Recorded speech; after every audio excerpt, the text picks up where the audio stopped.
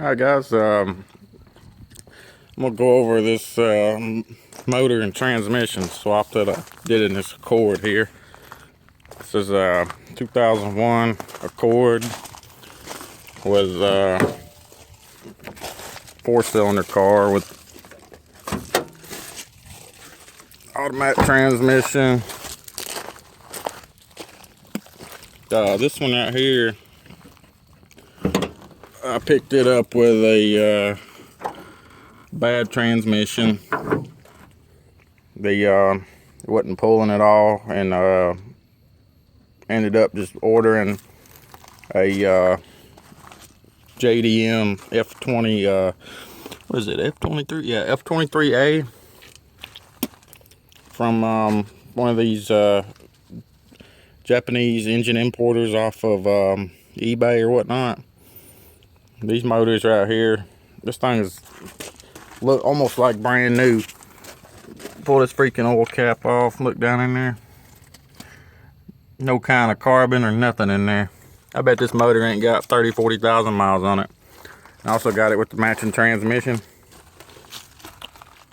Basically, if you got you a 98 or 02 Accord and you got a bad motor or transmission, these right here is excellent fix to get your car back on the road. You can get this whole setup with the motor and the transmission for about 800 bucks, $850 shipped to you. I usually always, if the transmission's bad in one of these cars, I always just get the motor. Might as well get the motor because they want $600 just for the transmission shipped. So for another 200 bucks, I can get the motor and have both low mileage motor and transmission. So that's a no-brainer right there.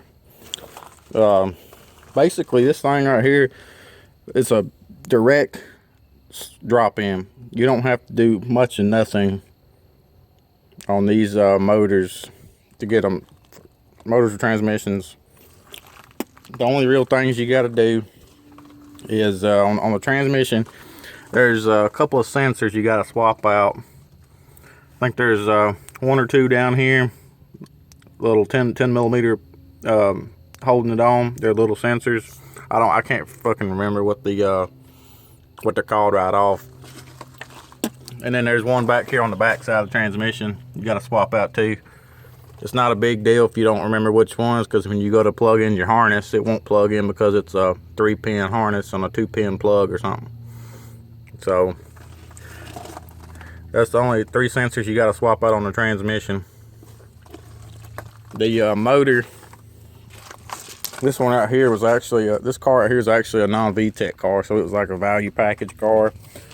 So it didn't have the VTEC motor in it, so I just put this VTEC motor in without plugging up the VTEC, because the harness don't have it, which is fine because the car doesn't throw any check engine lights or nothing, and it runs just fine without the VTEC hooked up.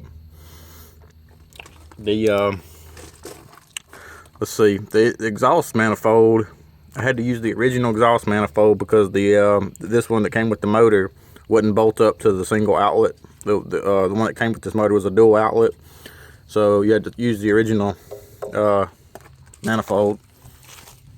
And I went ahead and just used the JDM starter. It came or the alternator. It came with an alternator, so I figured, what the hell, might as well use it. It plugs right up to the harness. Let's see. Your mount, this bracket right here was the same. I didn't have to swap that out. Some of them you do, some you don't. So I didn't have to swap that out.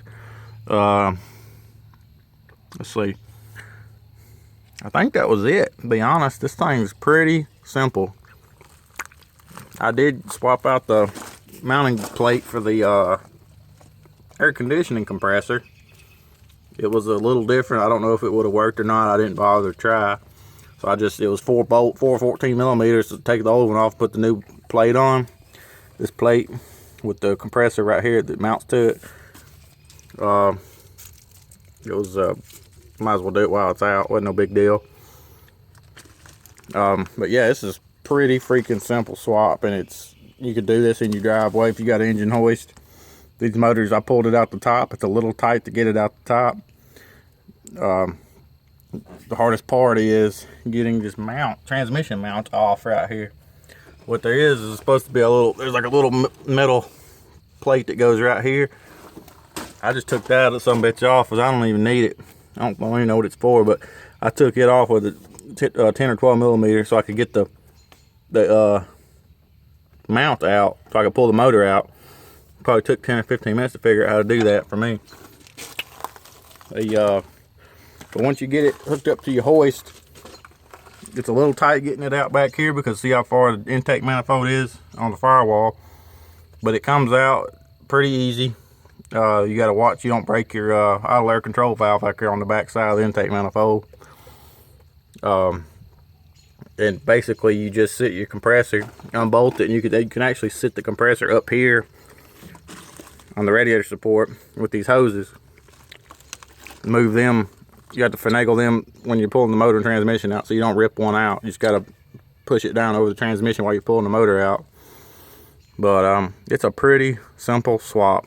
This is one of the easier ones that as far as drop-in Japanese replacement engine, as far as not having to replace or take parts off the old engine and put them on this one, pretty much just drops right in the car. And it fires right up, runs good, no light. Let's see, get it fired up here real quick. I just did this swap here about a week, well, less than a week ago. The car's got 153,000 miles on it, but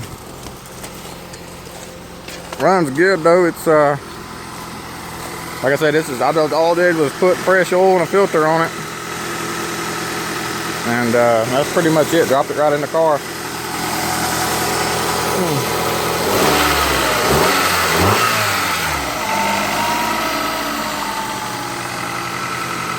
Pretty good little running car.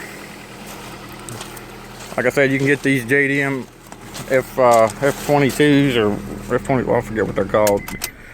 Can't remember right off the top of my head. I think they're F23s actually. F23a is what you want to look for. When you're searching for a replacement. F23a, JDM F23a for 98 through 02 Honda Accord. And you can get the motor and transmission for about $850 shipped. It comes freight.